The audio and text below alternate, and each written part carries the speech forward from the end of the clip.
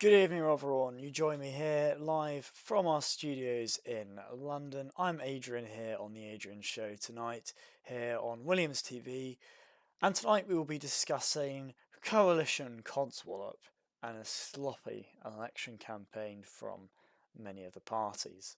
So do join us tonight as we discuss these issues.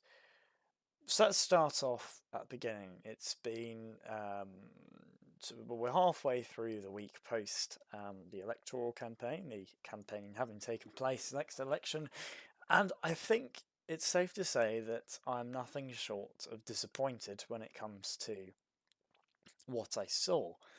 I was hoping for a much more active campaign and something a bit more colourful, and I think we've seen decreased voter turnout as well.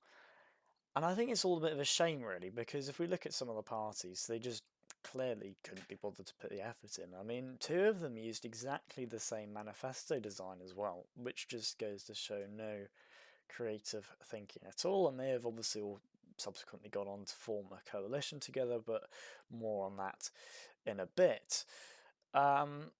But yeah, it's a real shame to see, because normally we used to seeing these flashy campaigns, these graphic images and posts and people tearing down other parties and ripping into them and then pushing their policies, and people in game talking and engaging with the British populace and so on. But this election, it's been none of that. It's just been DM campaigning from the majority of the parties. I'll be honest, I mean, obviously, I'm sure you're all very much well aware I am the chairman of the Four-Star Party, so I was doing quite a lot of campaigning myself. And within Westbridge itself, I'll be honest, the only other people I ever saw was obviously ourselves, and I saw Chocolate representing the Cavaliers on several occasions. Fair play to him on that account. But aside from that, I think I saw about one national campaigner, and no one from Solidarity, I'll put it that way. And I don't think I saw anyone from the Social Democrats either, I'll be honest. And the reason why is this campaign, everybody decided to go for DM campaigning. Now, I believe this was previously banned and then subsequently reintroduced as turnout had declined, and it was sort of a way of getting people in. But even last election, back in November, December time, we still saw like people trying to campaign in game and having flashy campaign ads and everything, as well as the DM campaigning. But this time, it's just been people no life in DM campaigning, and when you've got larger parties full of hundreds of people, it just naturally gives them an edge over everybody else. Especially when they're full of people just sort of no life in it and campaigning. But it does become exceptionally boring, not just to campaigners, but I'm sure people don't like being DM'd. In fact, it's the odds of coming across someone who doesn't want to be or who does want to engage is exceptionally low. I think out of all of the people I sent DMs off to, I think about only 3 or 4 ended up having a conversation with, or maybe 5 or 6 actually. But I sent a lot of DMs out, and that's just me. And I'm sure other people found similar issues, and it's just incredibly boring, and it's not really a good way of going about things. I think I much prefer when we have fun, engaging campaigns from everybody. I like seeing opposing parties just absolutely, tearing the crap out of each other, and I think it just makes things more interesting. And seeing people in game and all these rallies, it's just better. I think DM campaigning is just a bit like half-assed and all the rest of it. I mean, if we look at the Cavalier Party in particular, their campaign this election was pretty shocking, I'll be honest. I think we saw about 3 graphics come out from them and a manifesto, if that. And then a couple of statements sort of nearish the end. And then Chocolate sort of holding up things on the in-game side of things, but supported by not much else. And then that was about it. If we look at the Greg's Party's campaign last election, wow, that was. I mean, I know I'm a 4 star or whatever, but I will give credit where credit is due. They ran a good show last time, but not this time. I'm very very disappointed. Um, but this election, we've seen the Social Democrats were. I don't even know where to start with their campaign. There wasn't one. They had a manifesto and a picture of Summerson's larping about as Bob the Builder, and that was it. Last time, at least, we saw some stuff, but that's that. The Nationals were in the middle of something. They tried. They did some good things. Well, I say good things. I don't like them, but fair enough. They put the effort in. They came out with some graphics. They do have an obsession with boxing and breaking the deadlock for some reason. I am still yet to see a national campaign without the right on donning a pair of boxing gloves and kit. I will point that out. It just seems to come out every time, but hey ho. And then going over to Slopodarity. They've actually professionalised since last time.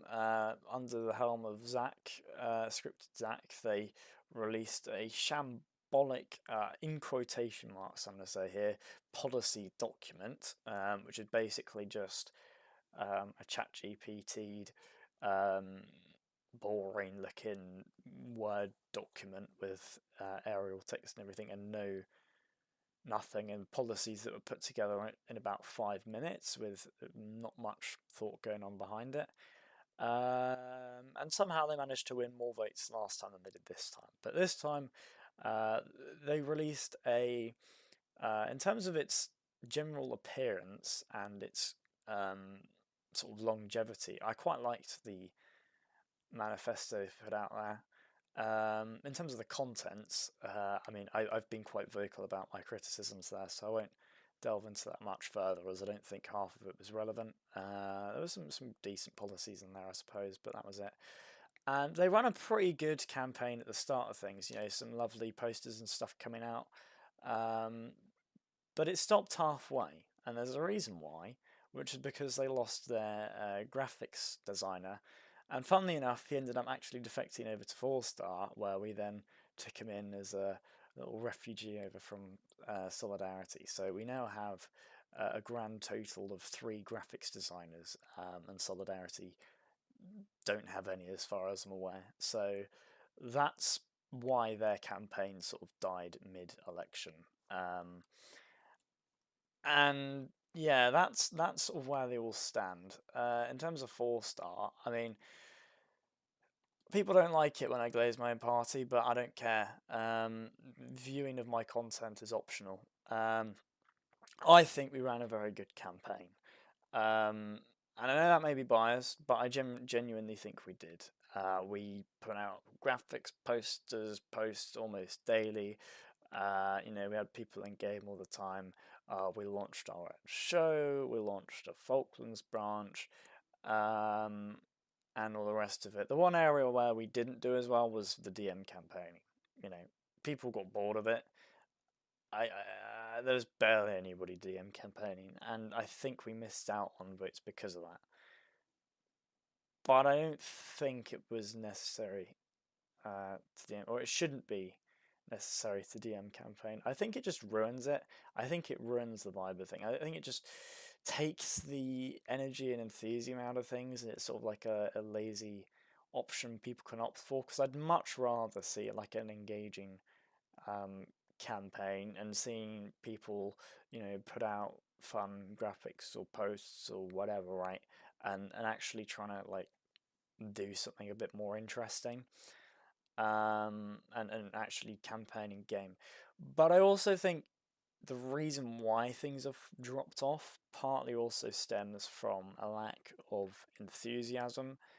And I can understand why, if you think about it, because we had Parliament suspended, and we were all basically just kicked out and replaced with this, deep states, Lords, armed forces coalition. Well, coalition. It's supposedly an armed forces government, but half of them were lords. So I call it the Bath Lords government. Um, and it really just killed the nation, if I'm honest. The reason why it came about was because obviously they were trying to implement the new electoral system, which is fair enough. I mean, I would have preferred if we just had an earlier election, shall we say? Um, but it is what it is. All kept on with the I don't know, minority social democrat caretaker government. But I think it just killed things. It killed uh, politics for sure, and it seemed to have not much had a good effect elsewhere. And I really think that was a big mistake. Every time a Lord's government pops up, it just kills the UK. It's not a good thing, and the longer it lasts for and lingers on, the worse it gets. So, quite frankly, um, you know, it's just yeah, we shouldn't be having to put up with the Lord's government, but it did kill activity and momentum, I think.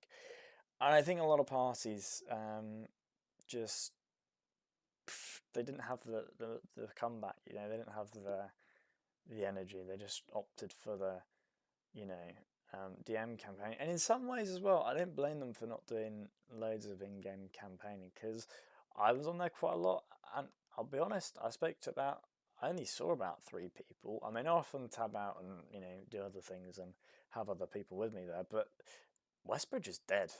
It is. It died under the Social Democrats, and the Bath government was the final nail in the coffin. Quite frankly, I'd be on at peak hours. I mean, like now, it's almost 8 o'clock. Let's have a look at the player count for Westbridge, shall we? I know at this sort of time of day, when I was campaigning, you probably get like 20 people on. Okay, so we got 32 players on currently, which isn't bad. I mean, I'm sure there's been better days, but 32 at the minute is okay. But literally, sometimes it could be this time of day and we'd have 18 players on, and it's like, well, you can't really do much, especially if half of them are on duty as, emergency services. There's not much you can do, which is fair enough. I understand why parties are shifting towards that DM campaign. But I'm of the opinion that we need to put an end to it. And I'm not the only one who holds that view. We were contacted by, the Lord Frost or Adapted Frost from the National Party, who's now the current Chancellor. We'll talk about him a little bit more in a minute. But, he did contact Davis and said he'd, support some sort of ban of DM campaigning. And so it's also part of our party's policy as well, and I think it's something we need. I think we need a ban on DM campaigning, and I think that would encourage parties to go out there and make campaigning fun again, whether that be through media posts, and their channels, like the Social Democrats channels and national channels and what have you, and all the coming out with fun campaigns and graphics, or going in game again, or whatever, right? I think it would just make things so much more fun if we just stuck that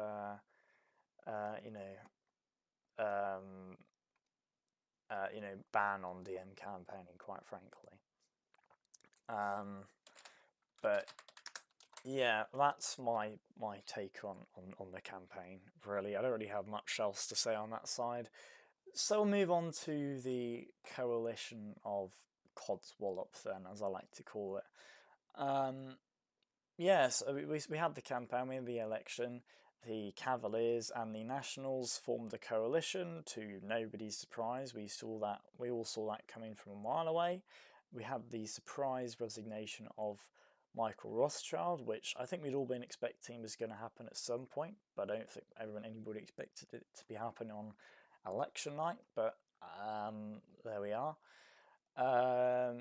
And yeah, now we have a national Cavalier coalition, and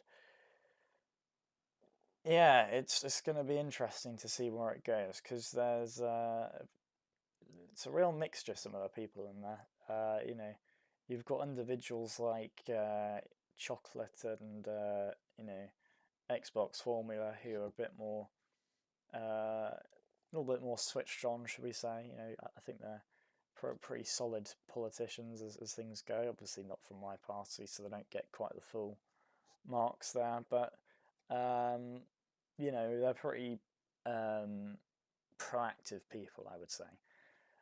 So I give them that. But then you also got people like Pokemon as Transport Secretary, who is quite frankly just a walking joke at this point. And it is quite funny because he's gone from being the Nationals' proposed Chancellor in the last election to then being dropped down to House of Commons leader, which is still quite a prestigious role, being in charge of electoral reform, well, not really electoral reform, but, parliamentary reforms and what have you, and, constitutional changes. And then he's been bumped down from that to Transport Secretary, a department that's going to be abolished within 2 to 3 weeks, as part of the Nationals' manifesto commitments that seem to have been sort of forged into the government's agenda. And I have received word that the reason why he's been dropped down is because otherwise they would not have the necessary confidence and supply agreement with the Solidarity Party to form a government to begin with. So that is why they've got, he's been basically being dropped down to the Transport Secretary job, which is probably the most junior cabinet job, and is going to be axed in 2 to 3 weeks anyway. So I think that's quite a funny move from the Solidarity Party. We'll give them that. And it's good that we've kept this man away from Commons leader, because this is the same chap who proposed that the Commons Speaker should be able to determine the election of party leaders. I know, it's absolutely insane.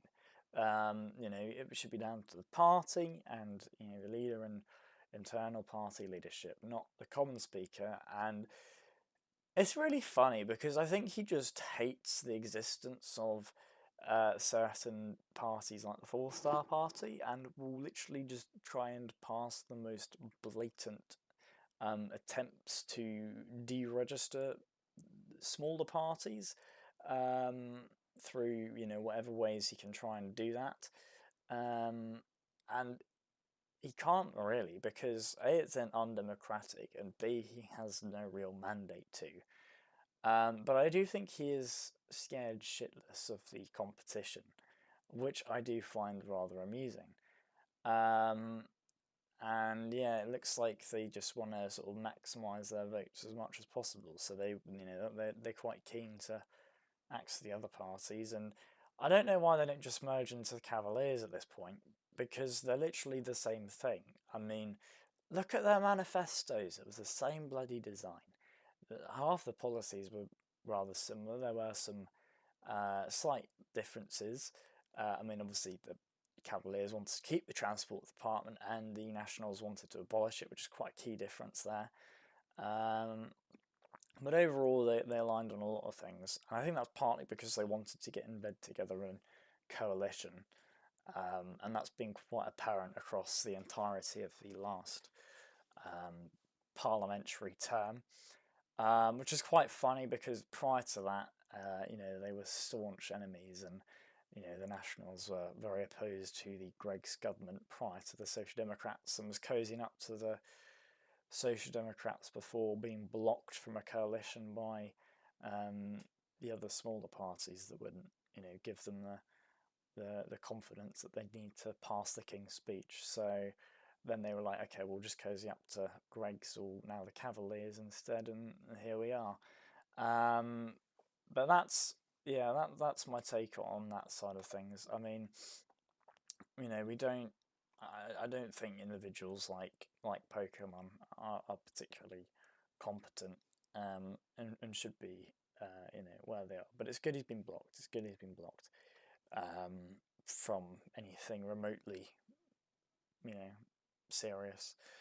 But yeah, who else is in the cabinet? Well, we've got the right on as Commons leader and Deputy Prime Minister, which is an interesting combination of two quite big portfolios. So it'll be interesting to see what he does. He's obviously quite an active member of Parliament, being sort of a party leader, so he spoke quite a lot within the chamber. So it'll be interesting to see what he does. I think he literally is just likes the idea of being party leader, and that's why he hasn't merged into the Cavaliers from my perspective, because they're literally the same thing at this point. But we'll see how that goes. He's better than Pokemon would be as Commons leader anyway. We can guarantee that much, folks. Who else do we have? We've got Chocolate as Foreign Secretary. Honestly, I think he's going to be the next Prime Minister after Michael. He expressed his intentions on BBC to run for party leader. He's been Michael's right-hand man for quite some time now. And I think he's going to have a pretty easy job running for party leader. The other significant player within the party, Harold Rothschild, has sort of ruled it out, also on the BBC, since he sort of went, I've already been there, done that sort of thing. Now I'm a lord, because obviously he's been Prime Minister before. So I think Chocolate will take over next. I don't really see anybody else who might go for the leadership bid and be successful in it. I don't know who else would I'd imagine other people contending, but I don't think anybody else would be successful. But yeah, anyway, he's Foreign Secretary currently, something he's done before. Who else we got? Chancellor, Adapted Frost. Okay, so Adapted Frost is, he's a big national name. He's one of the only national names, quite frankly. It's like a two-man band pretty much. Well, and Pokemon's like the little baby, cries and needs his nappies changed by the other two. But yeah, he seems pretty. He's got this obsession with draining slop, whatever that is. He talks about it a lot, and I think slop seems to be anything that he remotely disagrees with. So expect the Ministry of Truth being established. Quite frankly, I think we're going to see some interesting ideas on that front. In terms of fiscal policies and budgets and so on, he said he'd bring common sense. What common sense is, I don't know, but hopefully it's better than what the Social Democrats thought was, good leadership, because Noah Finsby was an absolutely horrendous chancellor, and the fact that that man was able to even have the idea of sending 800 Robux into foreign pockets is absolutely ludicrous. So thank God he's gone. And let's just hope that this new government won't try and replicate the same. Well, at least they're not trying to with Robux, but they are trying to with our public services.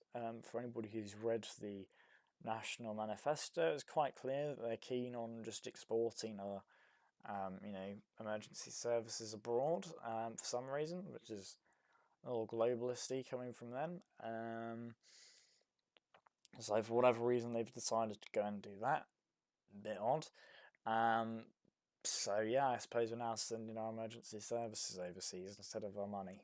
I don't know which I'd rather have. Interesting one. Or rather not have, because we're going to be out of resources either what way. But yeah, that's that front.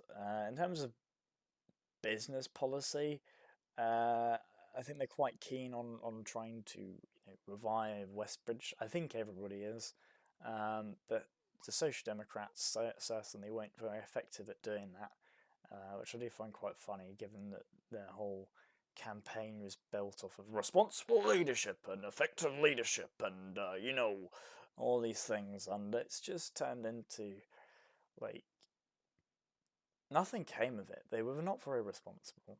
They were many things, but effective is not a word I would use to describe the previous government or previous government. And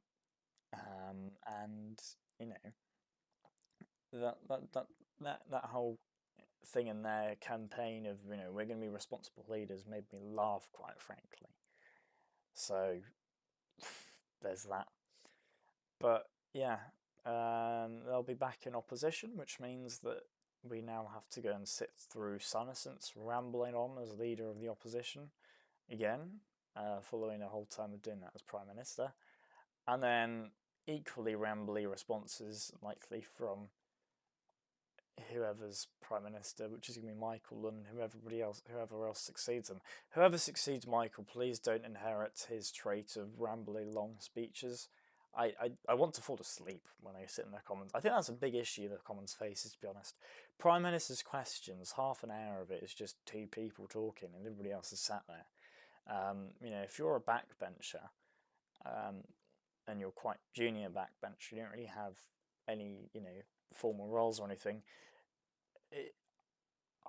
They're just kind of like voting bots. They don't even really get a chance to speak because everybody's left by the time anybody else gets to have a word who's not a party leader or leader of the opposition or prime minister or whatnot. So it'd be nice if whoever's the next common speaker, can we please start putting time limits, especially on prime ministers and leaders of the opposition, please. Because I don't want to sit through like the same tangent 3 times in a session, please. But yes, that is that front of things. Who else do we have in the cabinet? We've got the Northern Ireland Secretary, which is, of course, let me go and have a look because I cannot for the life of me remember. Daniel Hunton. I don't really know much about him. I know the name, so I can't really say much on that front. Who else we got? We got the Justice Secretary, Pat Polydamos, who I've had on the show before. I interviewed him on here in November, I think it was, which is, yeah, about 2 months ago now, or just over. Yeah, I mean, he's very much like a legal-minded guy, so I can see why they've done that. He's like a very, like, you know, law is very much his speciality. You know, he's a lawyer, barrister, and very much within the Commons, that's what he focuses on. So I can see why they put him there. I don't really know much about his stance on law. I just know he's very much like a, you know, base things off the law kind of guy. Which I suppose is going to be better than Jam. I don't know. Jam was an interesting one, seeing as he was, you know, a member of a Dutch Communist Party. So at least we haven't got a communist anymore. But we'll see how things go. I mean, it's the Nationals, so they always come out with some interesting things, and they don't really have many original thoughts that aren't that of Adapted Frost, who is basically just a Trump larper, and the Right-On, who's a Michael Rothschild larper. So yeah, he doesn't even get to be a larper of anybody real. I'm just going to call him a Michael Rothschild larper. Because the National Party is basically just Cavalier Party LARP. They're trying to be the Cavalier Party. And they should just get married and merge at this point. But yeah, anyway, that's all the main points I wanted to talk about in regards to the coalition. I do have a little guest coming onto my show in a minute. So I will get him in the studio and we'll see who that is. But yeah.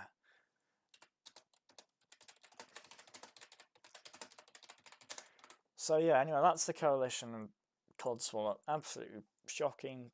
And we'll see where they go. But I think they're gonna, you know, they've been quite vocal about attacking anything that opposes them, and I think we're likely to see some 1984 type dystopian, you know, policies and whatnot. Okay, I guess we won't be on for 15-20 minutes, so I'm gonna have to yap for a bit.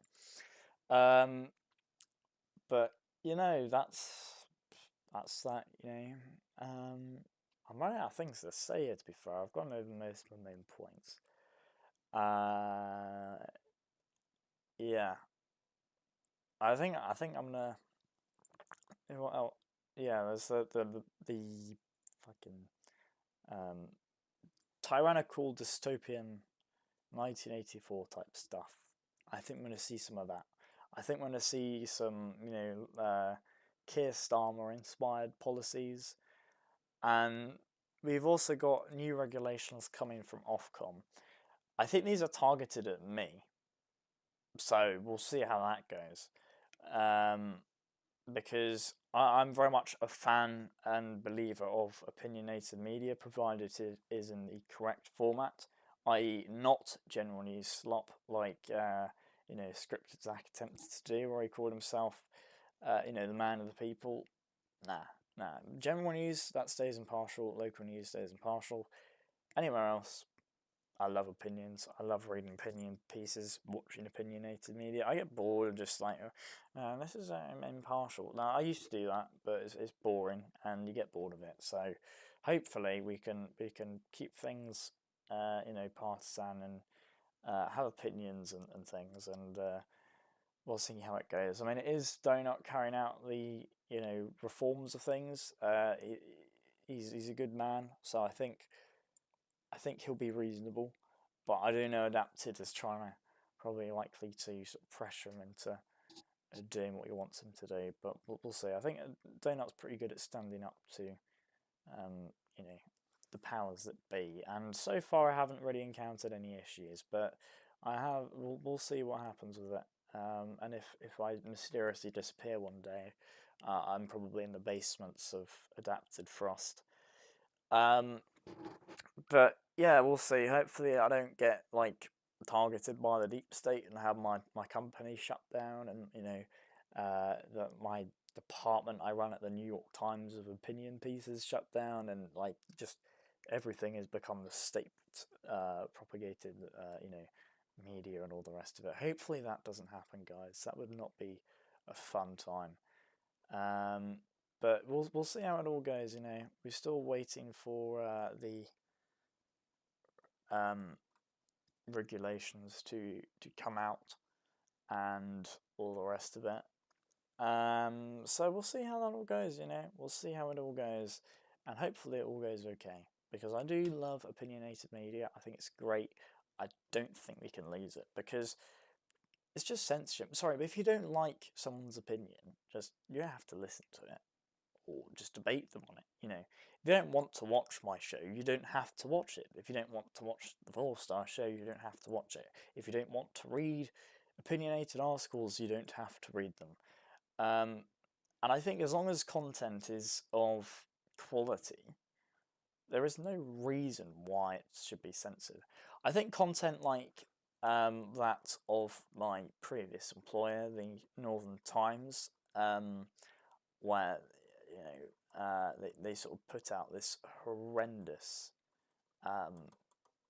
manifesto review. I think it was partly taking the piss out of my one, because I know if you've read my manifesto, you can clearly see it's my opinions. But I put a lot of thought into those opinions, and that is why I dislike the other manifestos. I think they're all just the same and boring.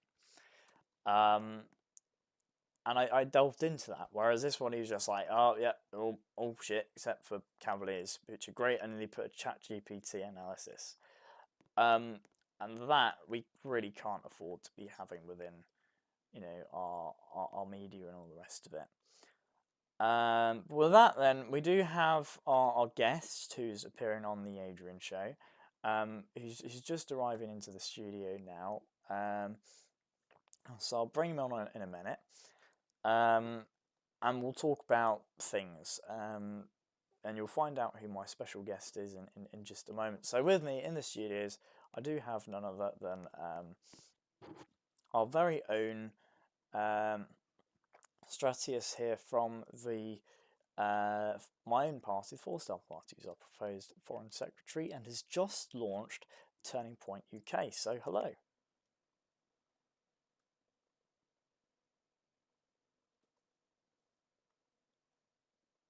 Okay, I can't hear you if you're speaking. Oh, sorry about that. It's a pleasure to be here. Yes, great to have you on the show.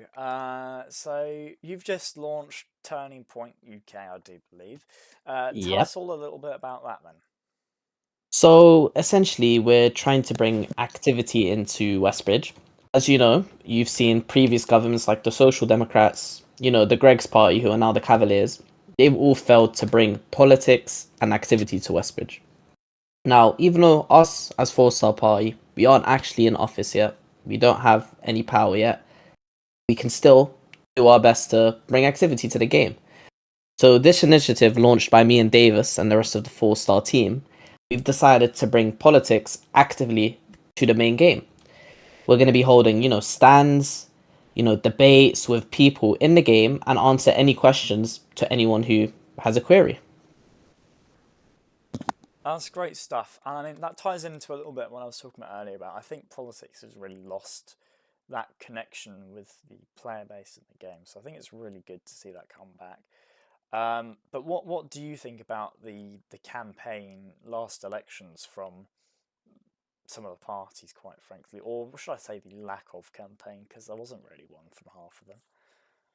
Now, I'm going to look at Four Star here specifically for a sec. In my opinion, I think we did well campaigning as a party. I think we have good ideas from our campaign team. We have good, posters, adverts, everything. One thing that really disappointed me is our voter turnout.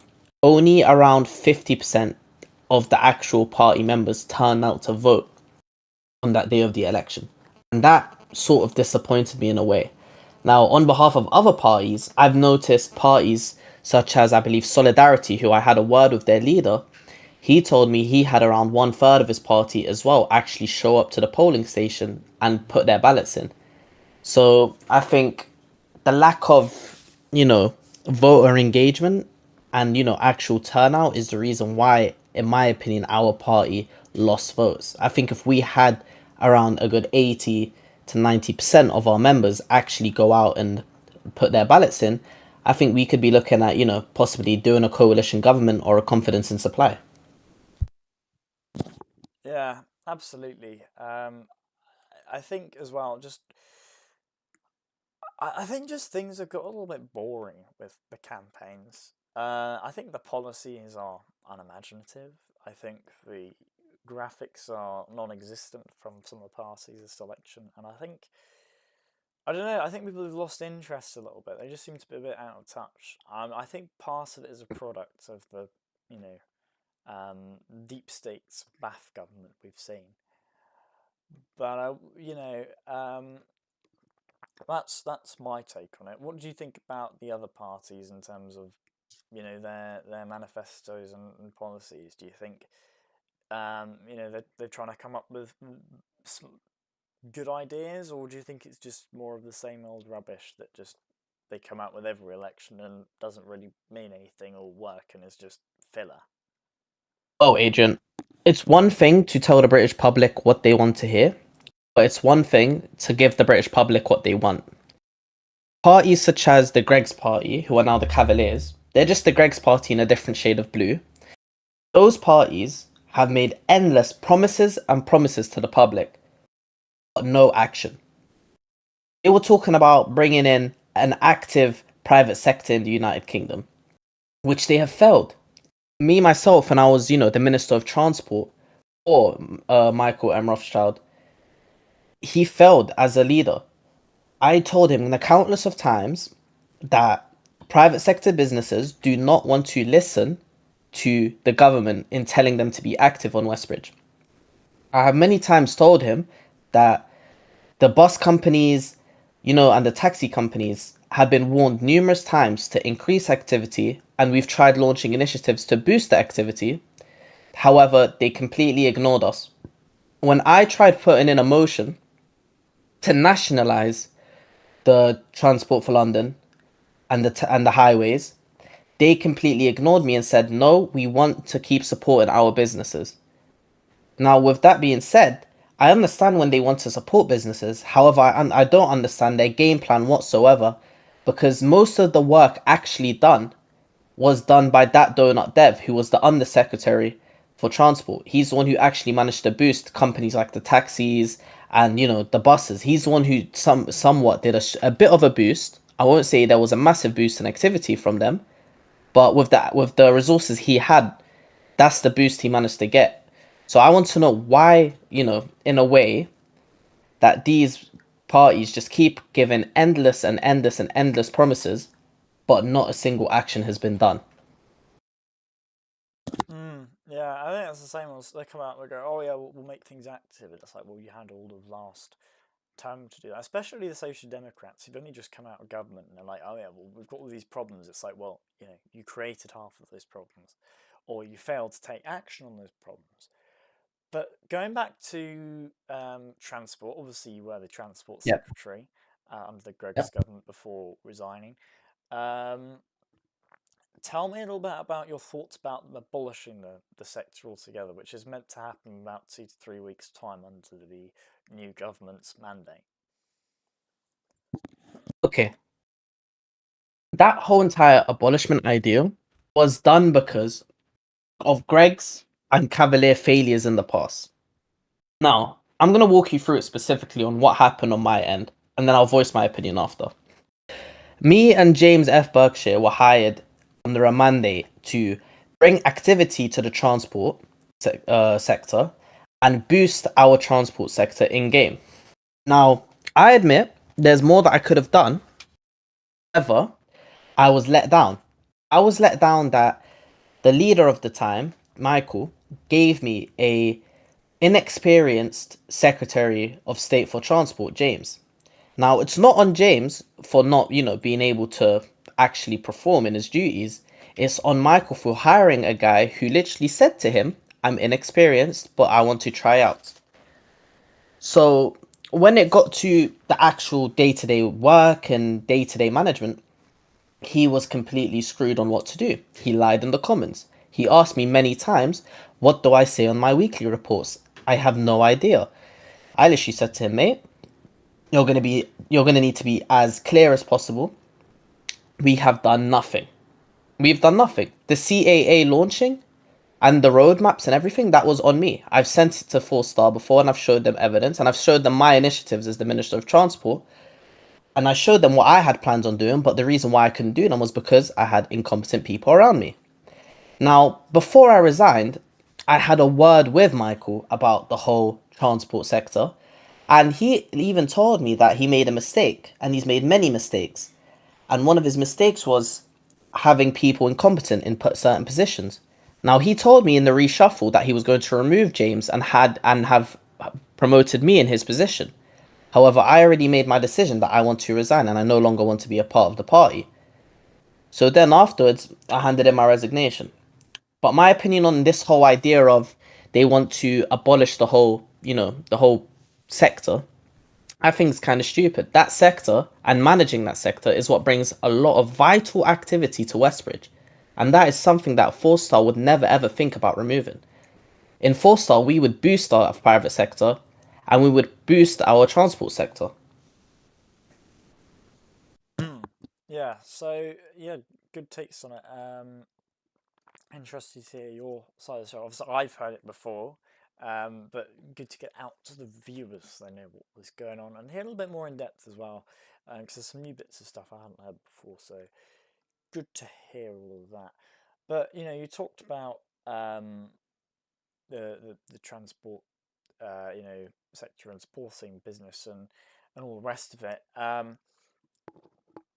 Now, a big element here of abolishing the transport sector that they've been talking about is that it doesn't really do very much.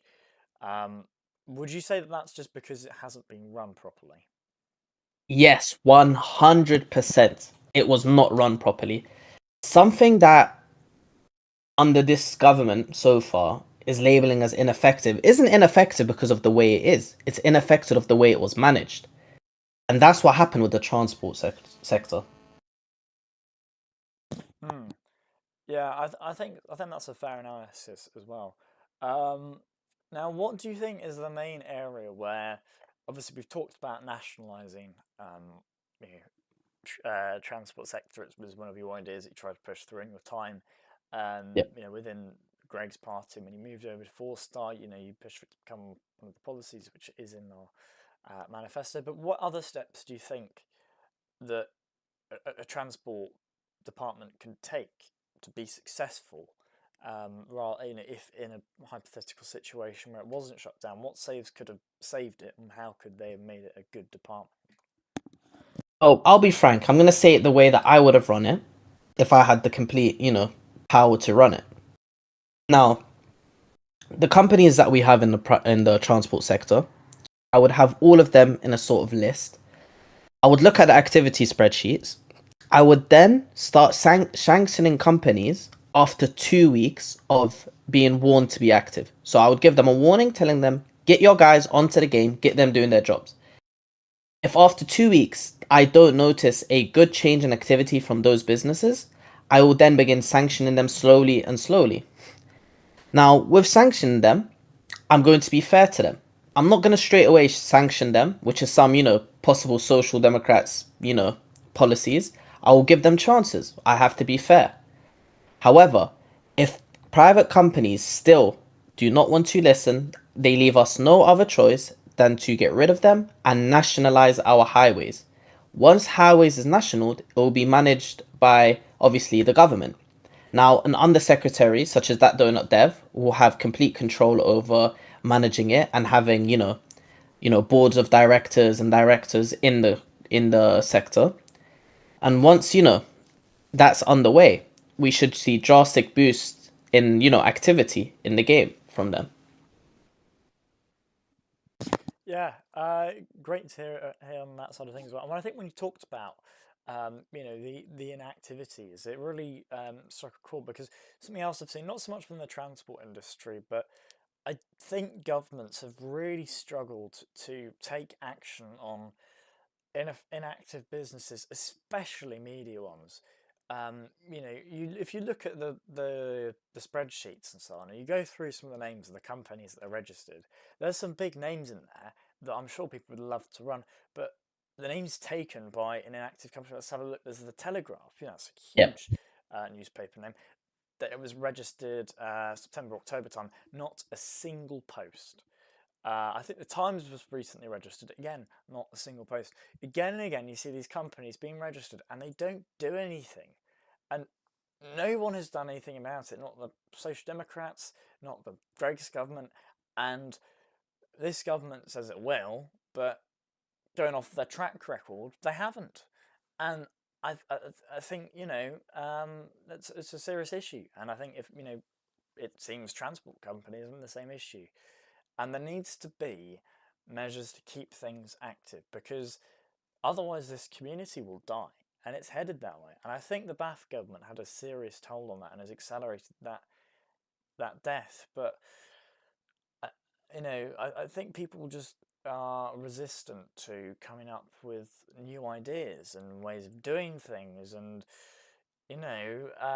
solving the issues and thinking around the challenges and trying to actually revive things. They just come up with the same old, filler policies of, oh, we're going to launch a new initiative to do this and a new buzzword to do that, and we'll have a new, I don't know, Westbridge that and Westbridge, and they don't understand that they need more radical changes, in my view, and actual action.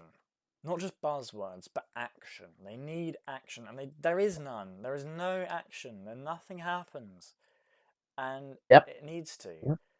And that's really what frustrates me, is when I see these manifestos, and it's the same stuff I've been seeing for literal the 4 years I've been in the UK. It's the same policies. Every manifesto. It doesn't matter who the party is. It's always the same crap. Very rare I see something different. Sometimes something different does come along, and I love it, and it's great, and it really sets it apart. But Now, it's just, I yeah, I'll be honest with you, Adrian. Back in the day, and I'm saying 2 to 3 years ago, back in the day, everything was around Westbridge. Everything was around the game. Now, nothing seems to be around it anymore. What I've noticed recently is our news channels, our official BBC News, they aren't even held anymore in game. Interviews aren't held in game. Nothing is covered in game. It's all in a Discord server. Before, you'd have actual presenters in game with a team like yours, covering stories, covering news, covering events, covering stay visits. Now, none of that exists. Now, me personally, I blame it on DNR Heathcote and his failures, and I've called out that he needs to resign as the BBC chairman. But I also have to think our former leaders, especially ones under Greg's and the Social Democrats, they've failed us in so many ways possible. Sonnerson's, in her little 1.5 month reign, had a Bath government. People were so fed up that the army and armed forces literally got up and said, since you politicians did a bad job, let us take it from here. That's an utter embarrassment. And she still has the guts to stand there and want another re-election. You failed. It's as simple as that. I've said it to Reba Astor in the past, when she stood up for leadership 3 times after failing a King's Speech because her own MPs turned on her. I said to Reba, you're a failure. You need to move on. Politics isn't for you. Reba was hard-headed and didn't listen. This is the same with Sonnersons. Sonnersons has clear signs that nobody wants her in charge of anything. We don't want you leading our country. The only reason you're getting votes is because you have loyalists, I agree, but they aren't loyal to you as a leader, they're loyal to the party. However, one thing I have noticed is there seems to be an internal struggle for sort of power between her and Callum Cathcart. Yeah. It seems to me that he's the one actually calling the shots and she's the front man. Yeah, 100%. What I generally think it is, I generally think Callum releases policies that he thinks may work or may not work. They don't end up working. However, can you blame Callum Cathcart? No, because Sonnersons is the leader. She's the one who imposed those policies. So Sonnersons takes all the blame. Now, the party itself, it seems to be going nowhere, if I'm frank. There has been no growth. There's been false promises. There have been lies. There have been nothing. Absolutely nothing coming in from them. Absolutely. And it's just been filler policy after filler policy after filler policy. And they don't do anything new or exciting or different. And it doesn't. They just come out with the same old slop. And half the ministers were well, half of them left, actually. But the other half were just stupid. You're absolutely right about Callum. I talked about Callum trying to run things from the shadow loads, and the only reason he isn't leading is because of the restriction on entering great offices of state because of his former national security threat status. Otherwise, he probably would have ousted her and taken over. I find that very silly. I find that really silly that we have someone who's a former threat to this country now calling the shots in British politics. I find that really, really funny. And I find that as an utter failure and an utter embarrassment of politics. For all these politicians, they're honestly just a joke. You're honestly an embarrassment. It seems to me the only actual leaders with a spine nowadays are Davis and his little cabinets. Like, it's an embarrassment, honestly. It's just an embarrassment. That no one is taking responsibility, that no one is standing up and noticing that, okay, people don't want us leading. Okay, as a party, people don't want us leading. So why do we keep boosting our, sorry, that's not the right word. Why do we keep trying to force ourselves into parliament? I think as someone who's known Davis for a while, as I've seen what he's like, I've seen his ideology, I've seen his logic, I've seen how he thinks. Now, one thing I've noticed is he just seems to understand when now is the time to leave and now is the time to remain. He's noticed that now is the time to lead. We're in an utter failure. But if the British public was to show to him that we don't want you in charge, he will understand and take a step back. However, that's not the case here. Davis has a major growing party, one of the fastest growing parties in the UK. He has a really, really unique sort of leadership style, a unique sort of way of managing the country. And yet, he just doesn't have that exposure yet because of the deep state. The deep state seems to make it only between the Cavaliers and the Social Democrats. That's just all it seems to be. I think the problem is with DM campaigning, it naturally gives an edge to the bigger parties. And when you have quieter campaigns, when you have a dying Westbridge, when you have all these other things, everybody just relies on DM campaigning, and that's how they got that's why the Nationals grew. That's why the Cavaliers grew. That's why the Social Democrats big. They were all just they were solely DM campaign. The Nationals were solely DM campaign. I don't know. At least they put some graphics out. The Social Democrats 100% DM campaigning. About one picture of Sonnesence LARPing about as Bob the Builder and a manifesto, and that's all that came out of them, other than DM campaigning. And that's how they get so big, is they just DM people. And when you have more people doing that, it grows. And when you have no lifers doing it, it grows. Unfortunately, fortunately in the 4-star party, we do have people that like to have real lives, and so it does put them at the back foot. But yeah, that's my take on that. I'm 100% with you. The I'm sooner 100% with you. the sooner we get a ban on DM campaigning, the better, quite frankly, for British politics. We need to make things 100%. interesting, and it's just not anymore. And this term, I will try and push for that. I will try and push for that, because I was initially, I was quite opposed to the idea at first because it got suggested by David. So I was thinking, we could struggle here, and things aren't engaged in game, but I think it's a radical step that needs to be taken, and it might actually help with in-game activity again. If people see politicians in-game, they go in there to engage with them and ask questions, rather than just expect them to DM them. It just brings every, like you were saying, we've lost that in-game presence that we used to have.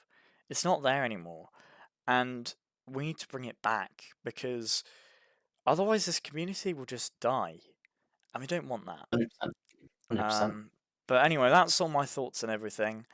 And I think that's pretty much covered everything I wanted to cover. So thanks for that. I've really enjoyed that little interview there. And I'll probably bring the show to a close. So thanks for coming on. And yeah, it's been Stratus here from the 4-star party and Turning Point UK. Thank you very much.